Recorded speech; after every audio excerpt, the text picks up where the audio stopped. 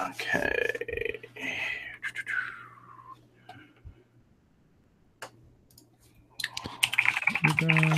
Checking the live page.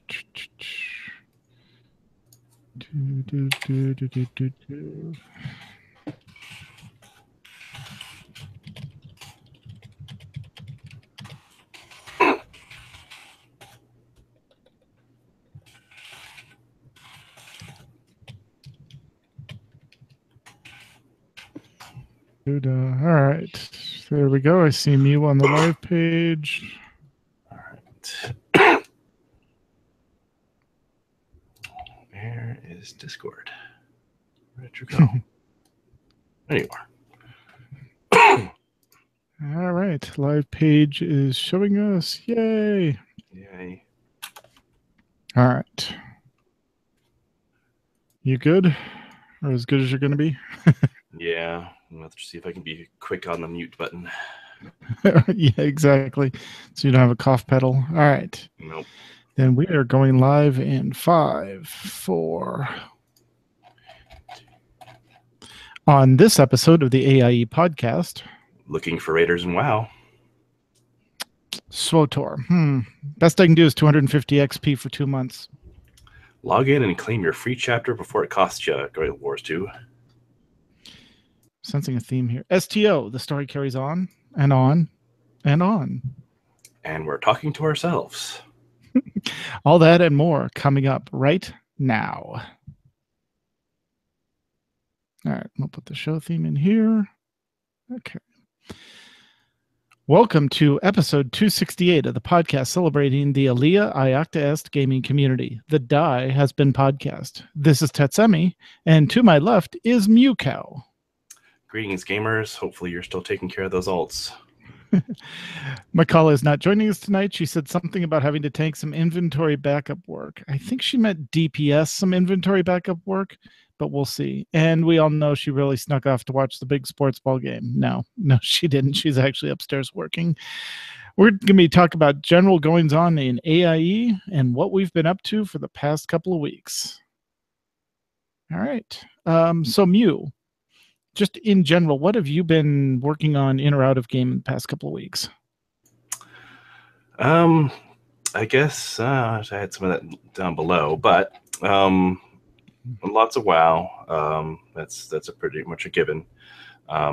Everyone's focusing on Nighthold now, so I'll get more into that a little later. Lots of Overwatch because of the Fire Rooster stuff, the Lunar New Year.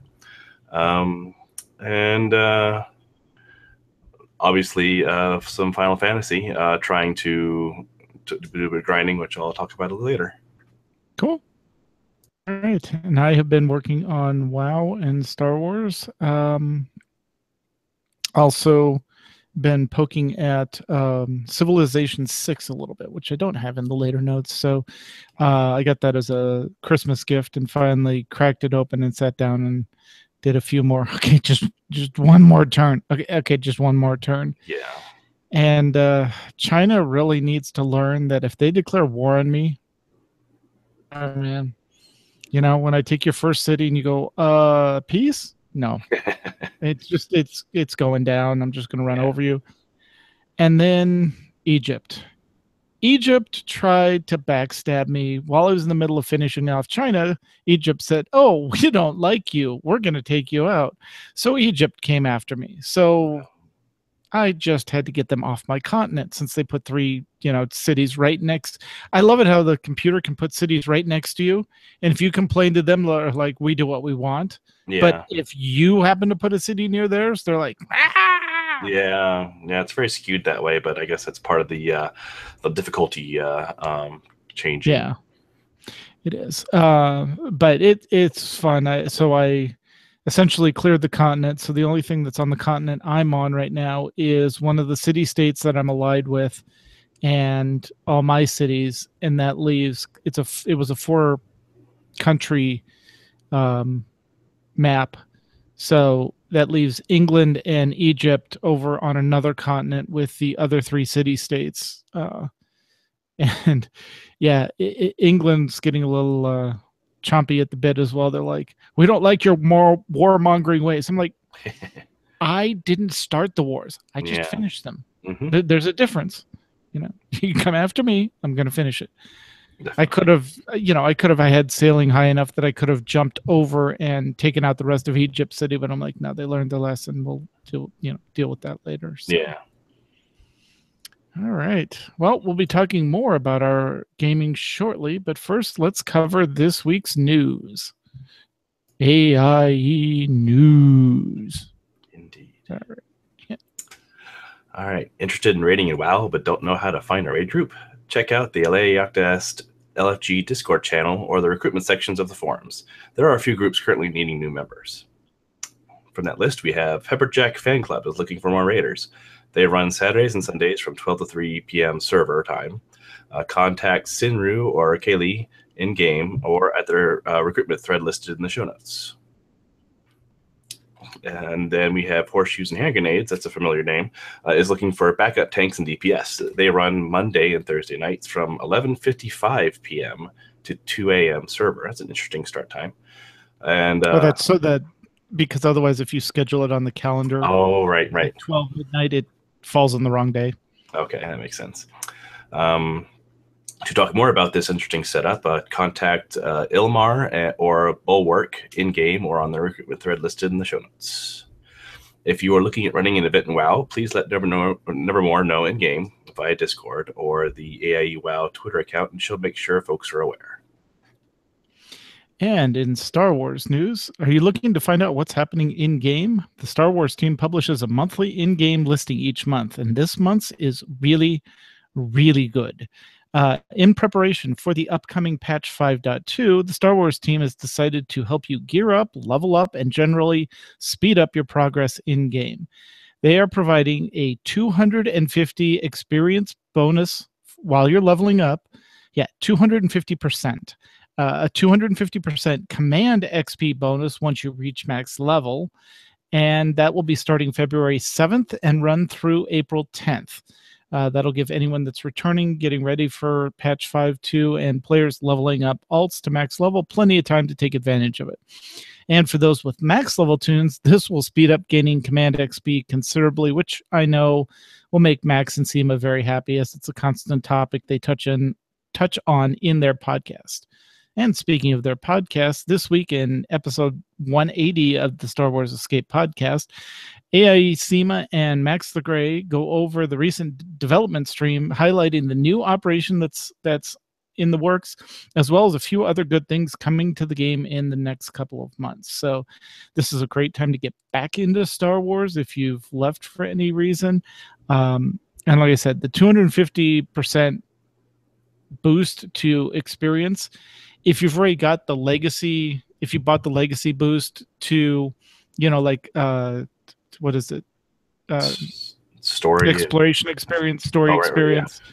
You can do those, and then this 250 XP is on top of it.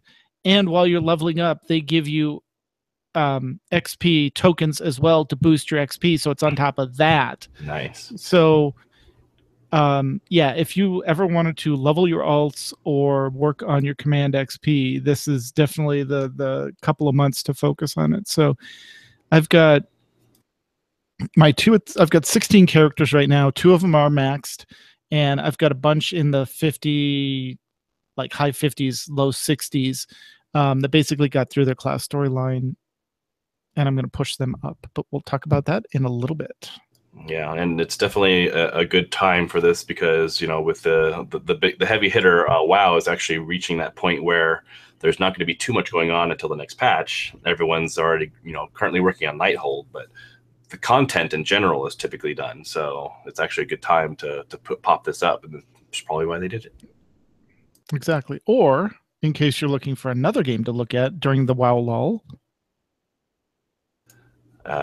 we have Final Fantasy XIV.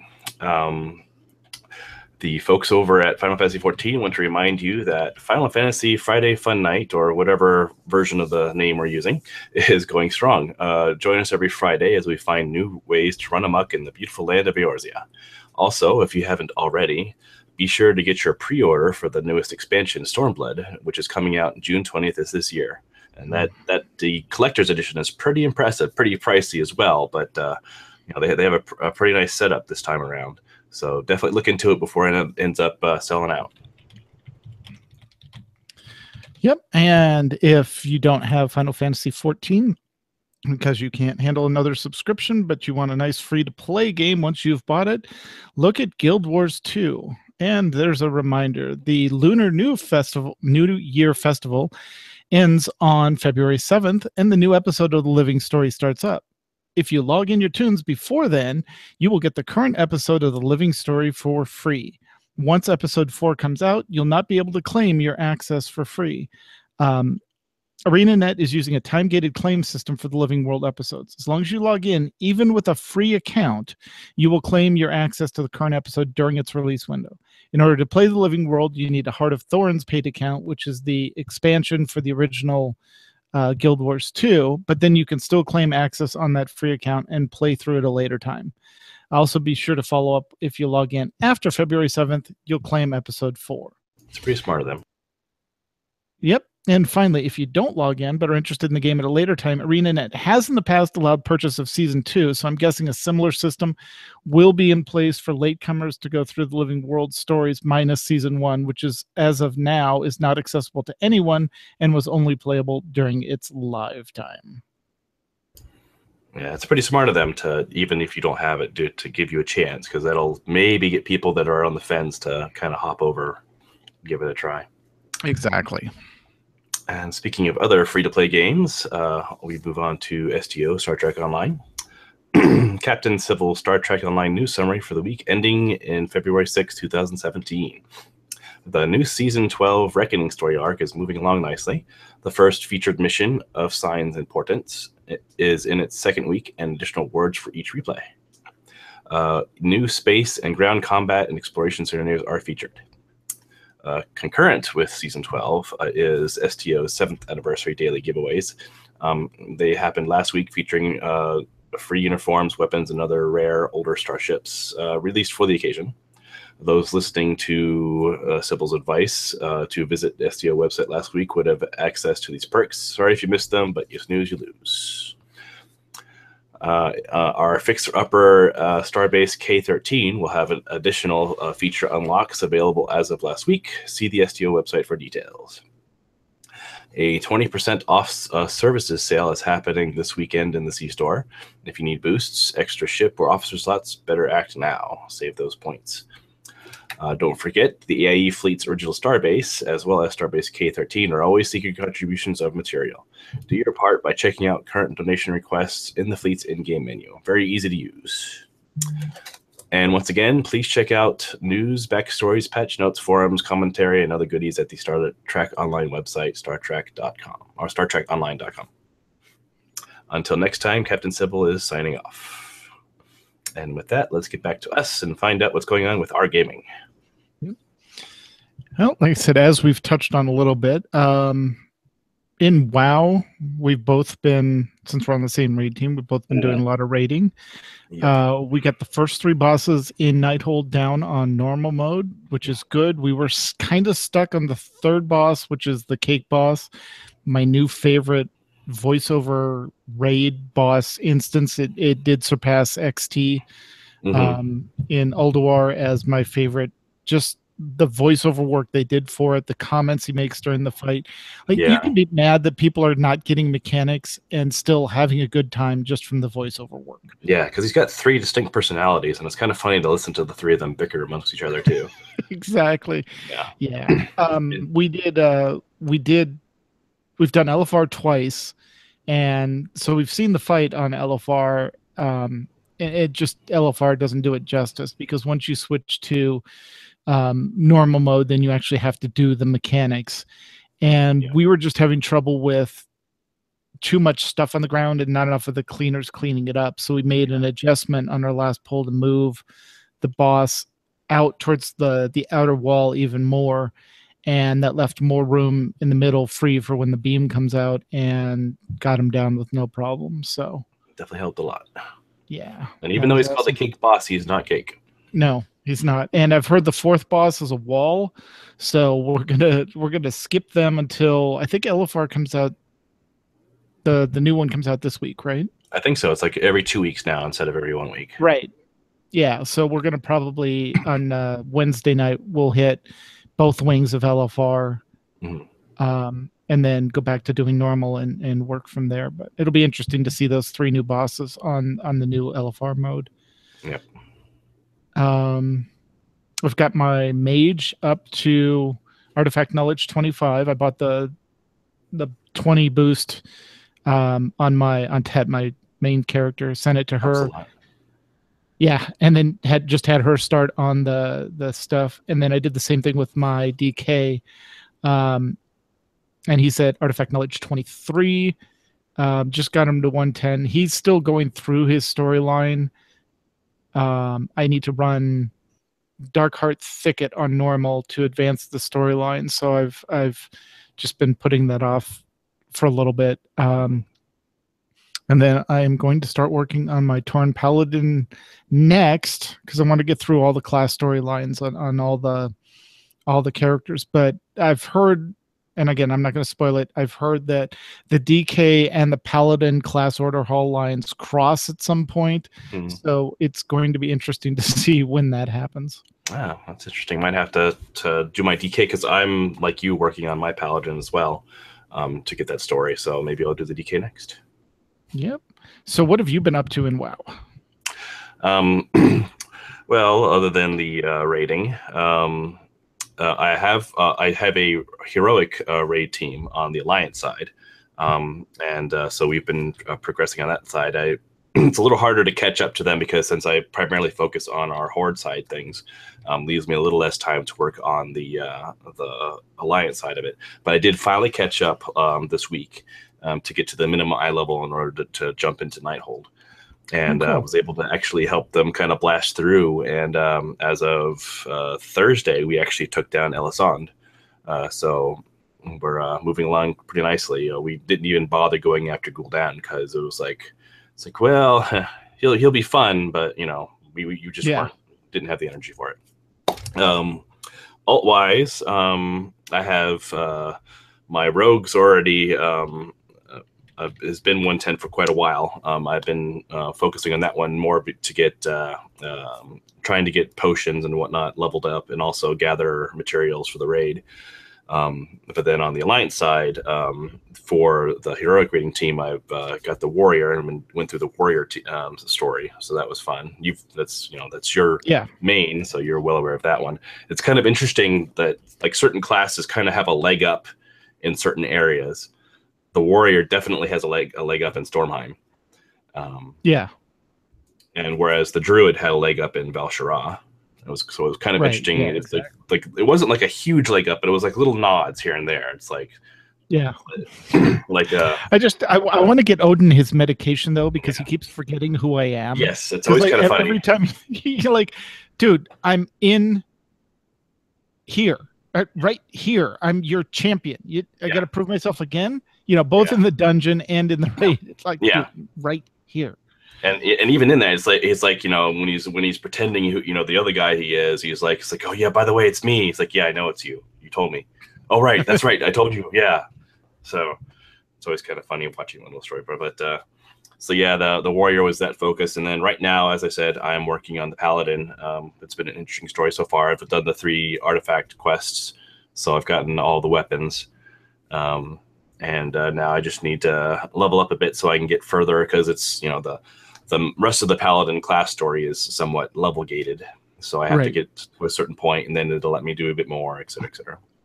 But I just got I did the protection, so I just did the shield first, and I haven't done Ashbringer or the two-handed sword for Holy yet. So I liked Ashbringer. You'll probably enjoy that one, especially if you know anything about Ashbringer and some of its past. That one was pretty enjoyable. I mean, all 3 of them were pretty fun. It was kind of nice because one of the things that kind of bugged me about some of the other classes, it always seems like it was the same story. We need to get this super weapon. Oh no, the Legion's going after it. We need to stop them. Okay, we've taken it from them. Yay. Well, the Paladins finally, it's like one of the first classes where they didn't have that trouble. So, but of course they forgot completely about us. We're just going to go over here and Well, they had bigger fish to fry, actually. So Yeah. Well, I mean, they did kind of lose one of their main people during the opening cinematic, so kind of. yeah. But the other thing is, I guess coming in 7.2 with the class order hall, I know one of the things is you finally get an active 6th follower, which will be nice. Yes. Yeah. I can feel the lack of that 6 and they said they did that on purpose. They wanted to make you actually have to choose between your 5ths on a regular basis. Right. But I can feel that 6th. This definitely feels like it's missing. So it'll be nice when that's in there. Yeah. I mean, do you always keep one assigned as your bodyguard? Sometimes I do. Sometimes I don't. Depends on my character. Okay. My stronger ones I don't. Yeah, even on the stronger ones, like with Tet, I've assigned a bodyguard just to carry the. Right now, he has the 100 resource token and the 50 gold token. So every time he completes a world quest, I get an extra 100 class order resources and an extra 50 gold. Yeah, that's pretty nice. And I think it might be the warrior that has one of their class order traits is to also get extra resources too. So now I'm getting 200 on my warrior. Oh, nice. And that's yeah. And apparently, if I can get another one of those vials, it can be 300. But finding those vials is rare. Yeah. Yeah, I think I chose instead of that. Is that on the same tier as the horn that gets you the free complete world quest? I think so. You can pick one or the other. Yeah. Yeah. And I figured. Yeah. But for me, I figured the resources would be long term more useful than just clicking a button and done. Because I mean, you're basically missing out on that extra 100. So I've been able to do a lot of useful things with that. What I've been doing is there's an achievement for doing the world quests for the bareback brawl and the one in the Black Rook Rumble, I think it's called. And you can use the horn to auto-complete those without actually having to do them. Mm-hmm. And you get credit for it towards the achievement. Plus you get honor points and you go up in your PvP rank. So that's what I've been using the horn for, is generally if there's on the daily, if there's a PvP tower active, I'll do that. Or if the Bareback Brawl or the Black Rook Rumble are available, I'll use the horn on those just to speed through those. Because it's just about what are the 4 fastest ones I can complete. I'm not even looking at, this gets me 60,000 artifact knowledge versus 20 gold versus whatever. It's just get it done quick. I can get all those done and we're good. Yeah, you want those caches more than anything else at this point. Yeah, exactly. I'm still waiting. And it was interesting because one of the other podcasts mentioned it, and I'm going to have to go find it. Apparently, there is a community-sourced script that you can run in-game to tell you how close you are to your next artifact. Again, it's community-sourced, so who knows how close or accurate it is. Sorry, yes, legendary. Yeah, I actually have that. I can give it to you. Okay. Have you found it's accurate at all, or?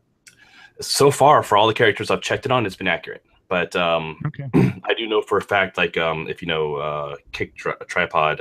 Yes, John Horstman, I think his name. Yeah, he is definitely throwing that whole thing for a loop, because if you look him up, I mean, it looks like he should have had 2 by now, and he's got 0. So. Oh, he's the one that mentioned it. Yeah, on Convert to Raid. Yeah, he should have. I think he said he's like at 690. He should have like 3 by now, and doesn't have any. Crazy like that. Yeah, but so far for me, all of my characters have followed the same pattern. Like they get the legendary at about 100 and something, and the second one at about 500 something.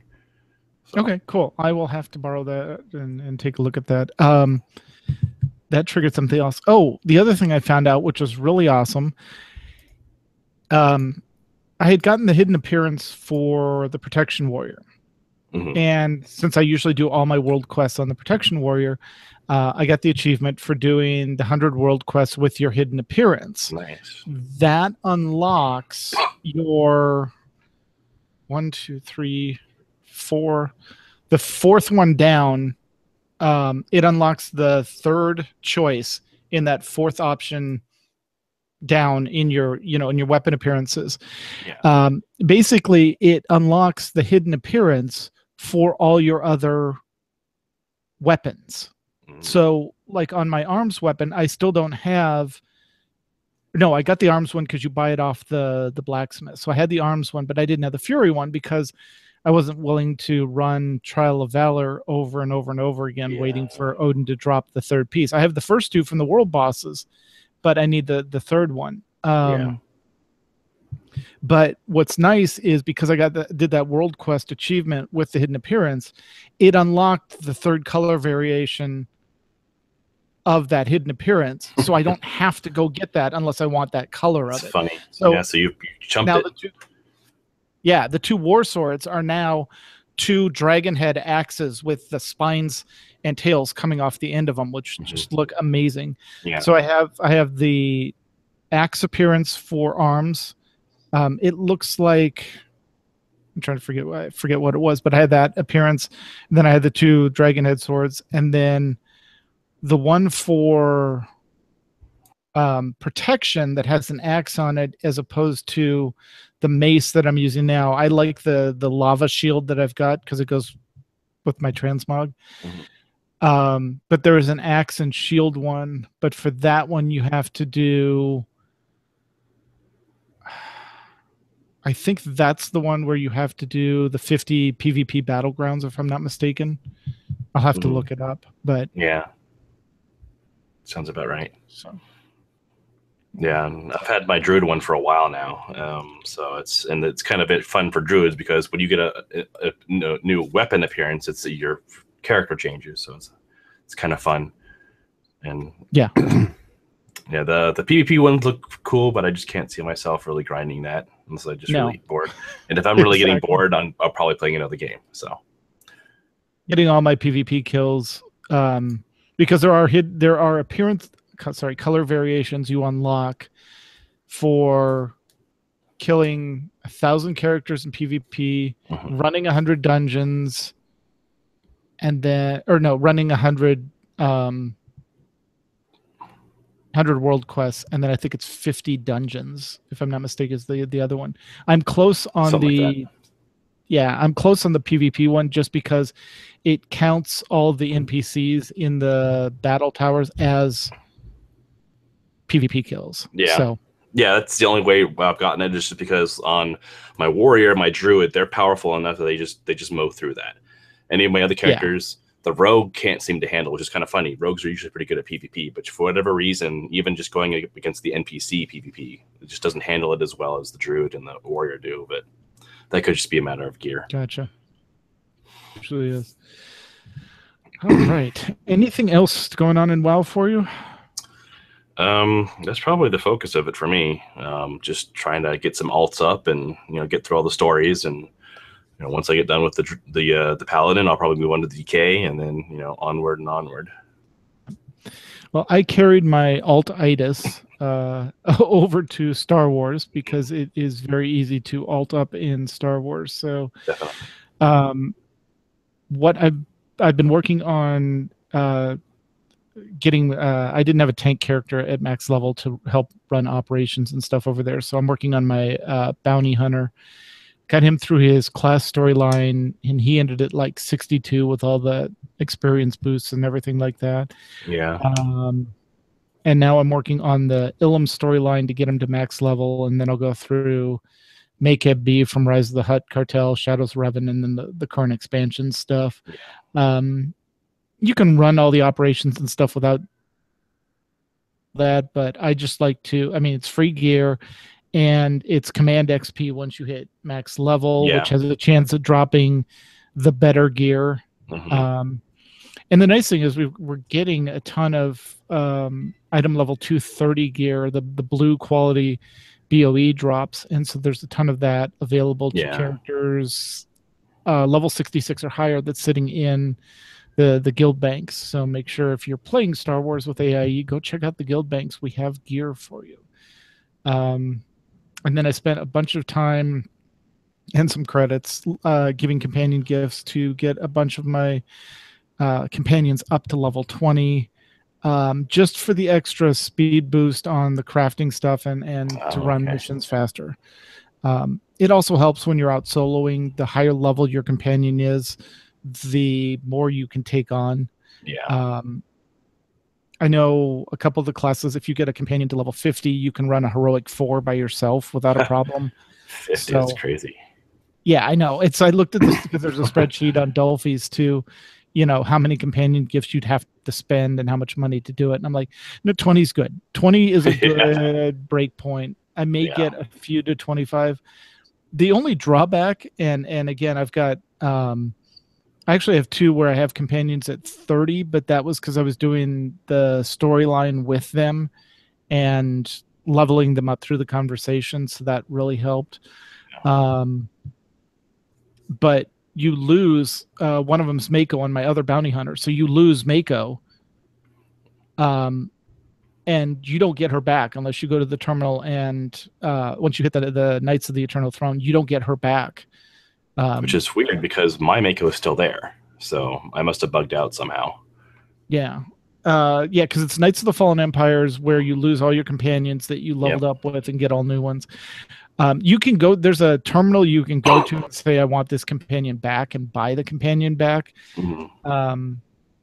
But I'm like, no, they'll come back when they tell the story. It's good. Yeah. And the big thing is on my trooper, I've been missing Alara Dorn, who is the ex-Imperial who came over and joined Havoc Squad.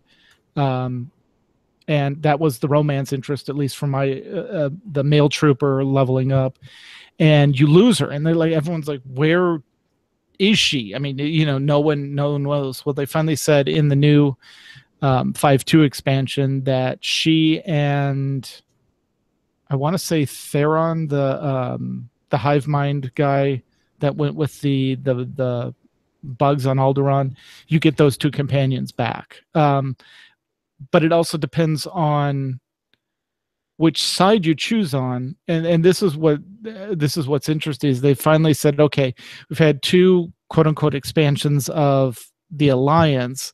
Now you're taking your Alliance to the planet where you have to deal with Scorpio, and you choose once you're on that planet to side with the Alliance or the Empire. Even if you're a Republic character, you can side with the Imperial side, or if you're an Imperial character, you can side with the Republic side, and then all your companions and everything react accordingly to the choices you've made of helping the one side out versus the other. So I'm definitely on my main, on my Sorcerer's Imperial, he's going to stay Imperial. My Trooper's Republic, he'll stay Republic. But some of the other characters, like the Bounty Hunters or the Smugglers, might just flip sides and do a cross-faction thing just to see how the story goes. So yeah, I can see that definitely on the Bounty Hunter, because depending on how you play your Bounty Hunter, I mean, they're very neutral. They're just like, whoever gave me the money. It's like, I'm not an Imperial lapdog, et cetera, et cetera. I just, go where the money is. So exactly. I can see that happening. Yeah. Yeah. And then the last thing I've been working on most recently is in Star Wars, when you buy a stronghold, you get a chance to decorate it, and you get a bunch of initial stuff to start off. And then as you progress through the storylines, either through exploration or through achievements and stuff like that, you get more stuff unlocked that you can put on display in the stronghold. And the more you decorate the stronghold, the more you contribute for conquest. When you do the conquest weeklies, you get a bonus for how decorated or improved your stronghold is. So the most you could do is I think you can actually get 100% with 4 strongholds if they're completely decorated and unlocked. Huh. But right now I'm at like 8% with the strongholds I have unlocked, just because I haven't bothered decorating them. Yeah. So I'm going through when you go to the fleet, there's a vendor that says, hey, here's a quest for you to go purchase a stronghold. And then it's you basically follow that through, And then as you're doing that, you get more decorations unlocked and things like that as you go through it. So it's essentially a free way of getting more decorations. Well, there's really no point in getting more than 5 strongholds, but you can take the multiple characters through that, do those unlocks, and all that stuff goes into your essentially your character-wide stronghold decorations. So you get a ton of free stuff to put in your strongholds without having to spend any credits on it. So I'm going through and doing that right now, and basically logging the characters in, accepting the quest. You don't have to buy a stronghold if you already have one. You just have to go visit that stronghold, and then they're like, oh, here's all the stuff that comes after it. So I'm doing that on all my higher level tunes right now, and then as I level them up with the 250% command XP, I will be going back and decorating them some more. So yeah, have you been playing Star Wars at all, or have you been mostly focusing on Final Fantasy? More in Final Fantasy. I do occasionally pop into Star Wars, but it's more like as far as like the strongholds go, for example, I've pretty much been focusing all my efforts on just one stronghold because it's a neutral, the Nar Shaddaa. So right, yeah. I've been just pouring everything, all of my characters into that because it has, it has all the banks I need, has the market interface and mail, and even has some gathering nodes in it. So it's kind of a nice central spot because all the characters can get to it, and it's mostly decorated with all the companions because it has all the hollow companions everywhere. So it's kind of funny. But I borrowed a stolen idea from Max because he said, "Oh yeah, I just designated a room in one of my strongholds, and it's just the whole room is gathering nodes, because that's one of the things you unlock when you take characters through is you get each the lockbox, the plant, and the crystal. So I've got like 6 of those gathering nodes of each type. So this one room is just all, you walk in and it's all, here's the crystals, here's the plants, here's the lockboxes, here's the dash pile over here. So it's just a room of gathering nodes that all my characters can share. Yeah, it's pretty useful. It's a pity they put that cooldown on it though, but probably so you don't just sit there and click it for over and over forever. Yeah, exactly. They want you to actually go out in the world. But yeah, not as much time in Star Wars as I want, but with the 250 bonus, I'll probably try to spend more time in there and take advantage of that. Very cool. So what have you been up to in Final Fantasy XIV and Overwatch?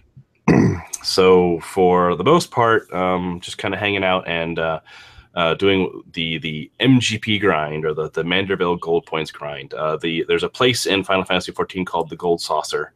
It's sort of a leisure area, very much like a casino, I guess you could say. And the currency you earn there isn't like real money. You are essentially getting casino points, but not only do you use the points to play the games, but you can then, once you start earning a ton of it, you can start buying mounts, costumes, weapons, all kinds of fun stuff. It's for the most part all cosmetic. You're not gonna get some kind of super piece of gear from there, but you can get a lot of fun stuff there. And so one of the things that I've been focusing mostly on is the Cactopot lottery cards. It's kind of a scratch off thing, and I've kind of figured a good method for finding the higher paying ones. And then of course they have the weekly lotto drawings, which I haven't really won anything yet, but still fun to play with. And just for the most part, that's been my focus. I'm at a point where I've essentially finished. I've finished all the main story except for the last little bit that came out with the last expansion, or not expansion, patch. And the eye level jump that they're requiring is big enough that it'll take a long time to grind it out. So until I grind that out, I can't do the final dungeons. There's two more dungeons they added with that patch. So I need like another 15 eye levels before I can get up there, and it'll take a little while to get there because it's it's kind of near the end of the cycle. So you basically have to raid or grind these 2 high level dungeons over and over to actually get anything, because you're kind of past the point where you're not gonna be able to get much with crafting unless you happen to have millions and millions and millions of gil. So you're either grinding money to buy that, or you're just gonna grind dungeons and raids. So gotcha. So So yeah, just kind of trying to hang out, trying to participate in the Final Fantasy Fun Nights. A little harder for me because, I get in a little later, and a lot of people have already, they've already been playing for a while. So it's not always as easy, but the group in general tries to do dungeons and any kind of things like treasure maps or whatever other group of stuff they can do. But every Friday, definitely recommend if you're at all interested to pop into that. Cool. Very cool. As far as Overwatch, they have the Lunar Festival event, the Fire Rooster. So I've been spending a lot of time, well, not a lot of time, but as much as I can, playing playing Overwatch, the Fire Rooster. They added a new mode called Capture the Rooster, Capture the Flag. It's in the brawl section. It's a special event. They said they don't plan on making it a regular mode, and I can see why. The characters of Overwatch are kind of overpowered for something like Capture the Flag. Their powers just make it a little too easy. Certain characters just have speed powers or teleport powers or boosts or whatever. Once they get that flag, they're gone, and there's nothing you can do to stop them. And that I can only imagine that it would be an extreme headache trying to balance that. And they would probably have to do something special to characters in Capture the Flag. Like they couldn't balance the whole game just to make this one mode work. So that's probably because, from what I've read, they've tried to get Capture the Flag in there in the very beginning. Like they were working on it before it was even launched, and they just couldn't make it work. It was the balance issues were just so extreme that they just shelved it. And so it's one of those things where it might come back in the future, but it's going to be one of those special brawls that'll just pop up. So, gotcha. But cool. I'm in. If you do the brawls every week, for every 3 games you win in the brawl section, in the arena section, you get a loot box. So every week, I basically try to get my 9 wins in, and I get 3 bonus loot boxes on top of whatever you're getting for leveling. So that's how you grind loot boxes in Overwatch. Otherwise, you're just leveling. You can buy them, of course, but it's not quite as fun. But the Capture the Flag has been fun. I mean, it's a fun thing. It's just one of those things where it's really easy for it to steamroll. Or it's really easy for people just to turtle. It's to where they just sit there and defend their flag like crazy. Then it ends up being a draw, and it's just one of those kind of funny things. But it's been a lot of fun. But it's my little bit of free time. That's pretty much what I've been up to. Very cool. All right. Well, I think that's going to be it then. Anything else you wanted to cover before we close the show? No, just I hear there's some kind of a sports ball thing going on that probably everyone might be paying a bit of attention to. So we'll see what's going on over there. But well, we just wanted to keep our schedule fairly regular and make sure we were hitting the 2-week stretch. So sure. All right. Well, that is our show for tonight. And while the chat room, if anyone is there since Aludra left, bye Aludra. Begin suggesting show titles. We actually may have to come up with our own this week. We'd like to thank them for joining us each time for the podcast. And if you have a question or comment about our show, you can email us at podcast@aie-guild.org.